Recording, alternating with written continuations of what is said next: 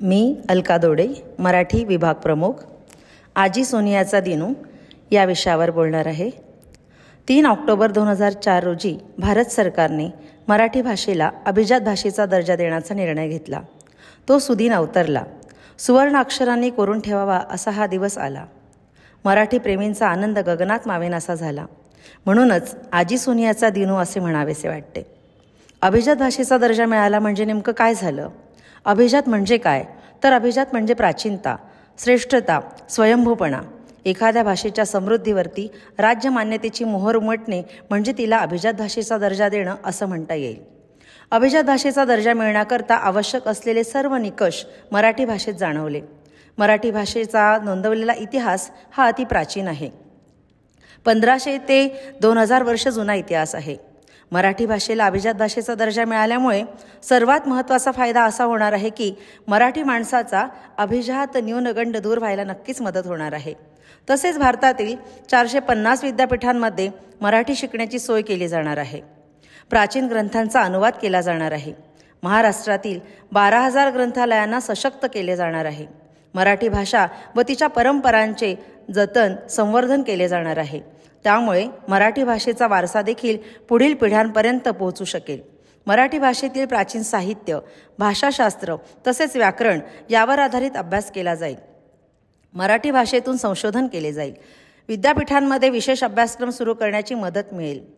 अभिजात भाषेचा दर्जा मिळाल्यामुळे मराठी भाषेचा अभिमान वाढेल. तसेच नोकरीच्या संधीतही वाढ होईल. म्हणूनच हा आनंदोत्सव आपण सर्वांनी साजरा करायला हवा. मराठी भाषेचा दिवसेंदिवस उत्कर्ष होत राहावा यासाठी आपण सर्व मराठी भाषिकांनी भरीव कामगिरी करायला हवी. धन्यवाद. मी धनश्री पाटील, मराठी विभागाची शिक्षिका, जीवन हीच एक शाळा या विषयावर बोलणार आहे. आजवर अनेकांनी जीवनाच्या अनेक विविध व्याख्या केल्या आहेत. कुणाला जीवन हा 2 घडीचा डाव वाटतो, तर कुणाला जीवन ही एक रंगभूमी वाटते. कुणी जीवनाकडे आनंदाचे कारण म्हणून पाहतात, तर कुणाला त्या जीवनात दुःखाची दरी दिसते. मरणाची मालिका वाटते, तर काहींना जीवन हे केवळ एक मृगजळ वाटते. व्यक्ती तितक्या प्रवृत्ती या उक्तीप्रमाणे जीवनाकडे पाहण्याचे अनेक विविध प्रकार आढळतात.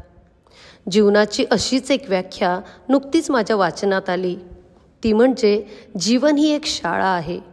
मला ही व्याख्या मोठी अर्थपूर्ण आणि मार्मिक वाटली. खरंच जीवन ही एक शाळाच आहे.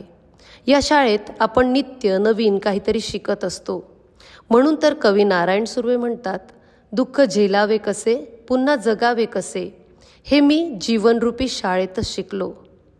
जीवनाच्या या शाळेत आपण अनेक गोष्टी शिकतो. काही वर्षांनी मागे वळून पाहिले तर आपण किती मूर्ख होतो हे लक्षात येते. बालपणी आपल्याला जगाची ओळख नव्हती.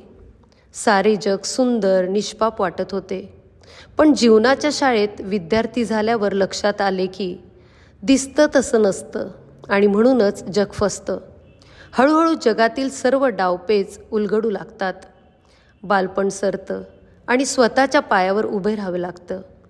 तेव्हा पहिली गोष्ट लक्षात येते ती ही की जीवन ही केवळ फुलबाग नाही. या फुलबागेत फुलाबरोबर काटे देखील आहेत. फुले मिळवायचे असतील तर काही काट्यांनी घायाळ होण्याची तयारी ठेवावी लागते. जीवनाच्या या शाळेत आपला अभ्यास आपल्यालाच करावा लागतो. अनुभव हा आपला येथील गुरु असतो. कधी तो पाठीवर शाबासकीची थाप देतो, तर कधी तो शिल्लक चुकींसाठी जबर शिक्षाही देतो. पण या शिक्षेतून जीवनाला एक नवा अर्थ प्राप्त होतो, नवा रंग लागतो. जीवनाच्या शाळेचा महामंत्र म्हणजे अपयशाने खचून न जाता यशाचा डोंगर निर्धारपूर्वक चढा. सिद्धी, प्रसिद्धी तुमची वाट पाहत आहे. जीवनाच्या शाळेत आपणाला लाभलेला सर्वात थोर गुरु म्हणजे निसर्ग. निसर्गात सतत पडझड होते, तरी तो सदैव प्रसन्न असतो. जीवनात पडझड होणारच, तरीही सदैव प्रसन्न चित्त रहा, असंच तो सुचवित असतो. निसर्ग हा शिक्षक स्वतःच्या आचरणातून आपल्याला अनेक गोष्टी शिकवतो. नित्यनेमाने उगवणारे चंद्र, सूर्य, तारे आणि अखंडपणे सुरू असणारे ऋतुचक्र आपणाला नियमितपणाचे महत्त्व सांगतात. सूर्य, नद्या, वृक्ष आपणाला परोपकारी वृत्ती शिकवण देतात. यावरून आपल्याला संवेदनशीलता, सहनशीलता शिकवता येते. गंमत अशी की या जीवनाच्या शाळेतील शिक्षकांची सांगता जीवनाच्या सांगतेबरोबरच होत असते. या शाळेचा निरोप घेणे आणि जीवनयात्रा संपविणे या गोष्टी एकाच वेळी घडत असतात. जीवन हीच एक शाळा आहे. भरभरून शिका आणि आनंदाने जगा. धन्यवाद.